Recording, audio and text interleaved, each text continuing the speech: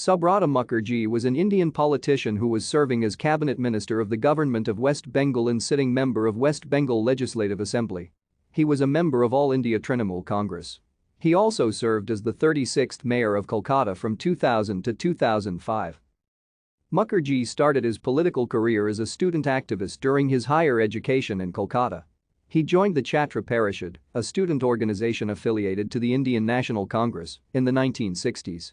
During this period he made the acquaintance of Priya Ranjan Dismunsi.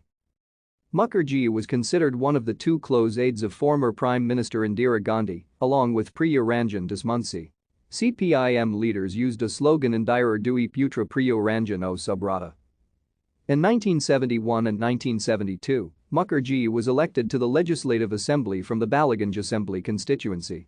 In 1972, he was appointed Minister of State in the Siddhartha Shankar Ray Ministry as Minister of Information and Cultural Affairs.